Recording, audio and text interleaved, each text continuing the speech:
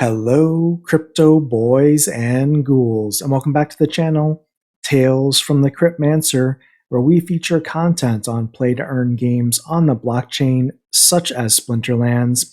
And in today's video, I wanted to talk a little bit about the newly announced Splinterlands Tower Defense game and go through just some initial data and numbers that I don't think people are talking about yet, but I wanted to go through some of the numbers and the data and talk really about maybe expectations for this game if you're a avid Splinterlands player. And the topic really is this really more of a focus of a play for fun game or a play and earn game? And many people would probably say today that Splinterlands probably is more of a play and earn game. Obviously, if you're a diehard Splinterlands fan, you love the game and play for fun, probably more than an investment. But there is obviously some DeFi gaming and asset appreciation aspects of Splinterlands that many of the players enjoy. But what I wanted to talk about today is some of the data around what we know for the Splinterlands Tower Defense game. The pre-sale is coming up here in, well, roughly a week and a half. And, many people are looking at, what their plans are, because there's also other things going on in the Splinterlands economy right now. There's choices to be made between Rift Watchers and nodes and all kinds of stuff, Chaos Legion packs, you name it. There's no shortage of things to buy on the Splinterlands shelves, so to speak. So one of the things that I was personally looking at when going through my plan for tower defense, for Rift Watchers and everything else, GLS, etc., was understanding, what some of the APYs might be in some of these asset classes, and obviously, what that means for just from an investment perspective. Now, obviously, the topic here is, am I personally approaching Splinterlands Tower Defense as potentially a short or near-term investment area for capital, or am I really looking at it more for the play for fun aspects of it? Now, before we can go into some of that analysis that I did for myself personally, and I just again want to share the data because as I'm going through these exercises for my own self, I figured I would just share what I'm running across and share it with the community. Again, just to be clear, I'm very excited for Splinterlands Tower Defense. It's not a game genre that I have traditionally played, but I am intrigued by it. It does look very fun. And just the point that it's not real time, that there is still an auto battler piece of that for me is seen as a positive, because I would prefer that honestly than more of a real-time tower defense game. So I'm looking forward to playing it. But again, when I'm looking at some of the data, I wanted to make sure everyone's aware of the same things that we're all looking at from a numbers perspective. Now, what do we know about the tokens and earnings for this new tower defense game? Well, we have currently an SPS DAO proposal up right now that is likely to be approved, that is going to reallocate 1 million SPS per month of the SPS token from the team pool allocation to this new tower defense reward pool, meaning that 1 million SPS would be allocated per month as rewards to players of Splinterlands Tower Defense. And that's great in concept, but one of the things we have to look at is, what does it mean in reality? What does it mean when you put the pencil to the paper and do some of the math? And what I initially did is I compared the reward pool to other known reward pools in Splinterlands and looked at some of the numbers there.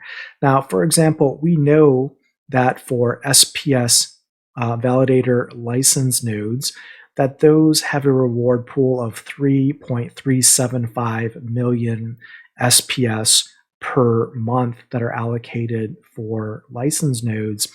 And what we know from a numbers perspective of that 3.375 million SPS, right now in tranche 1, there's roughly a little over 3,000 license node holders that are going to be dividing up that SPS, hopefully starting next week, as on a daily basis.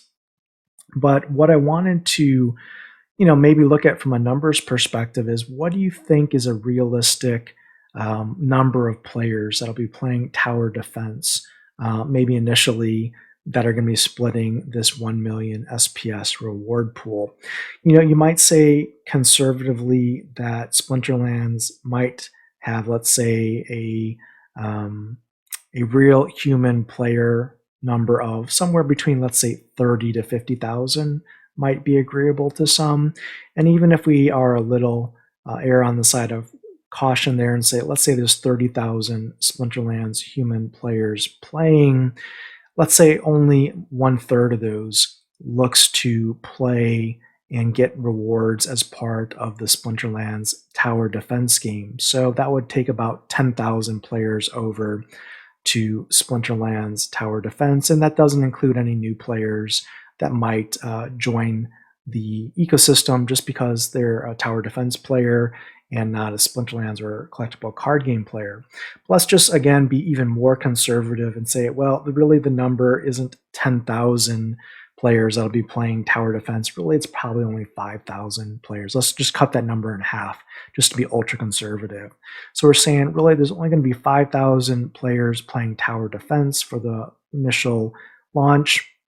And of those 5,000 players, they're going to be kind of carving up a $1 million or million SPS reward pool per month. So if we do the math here, if we have a million SPS and we divide that by 5,000 players, right, that comes to 200 SPS per player on average. If we just did a linear reward payout, obviously some will earn more, some will earn less, and there'll be different ways to earn via staking and press your luck and etc.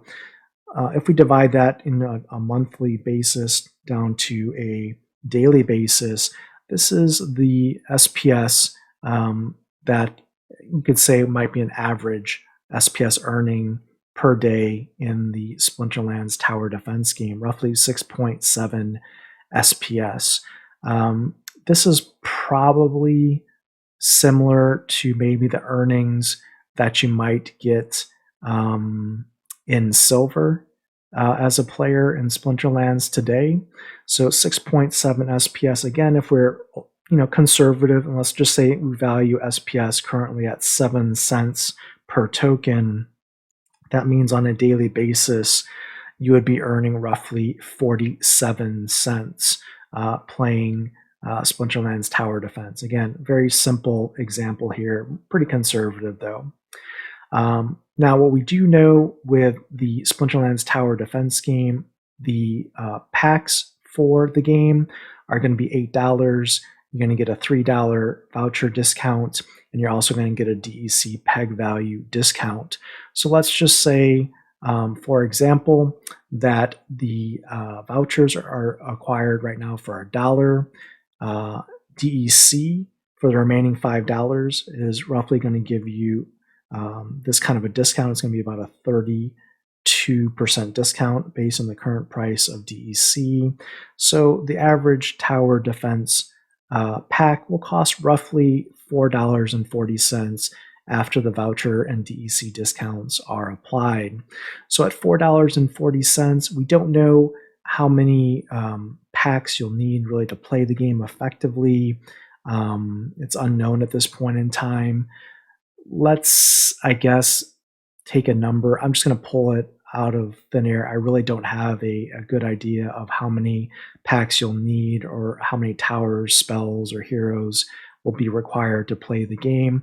Let's just say 20 packs is what the average player picks up as an example. Like I said, I don't know if that is accurate, but let's just use that for modeling purposes. So at $4.40 a pack, we buy 20 packs to get started and play the game. Our investment in the game is $88, which is not bad. It's probably a little bit like buying an Xbox or a PlayStation game to play Splinterlands Tower Defense in this particular example.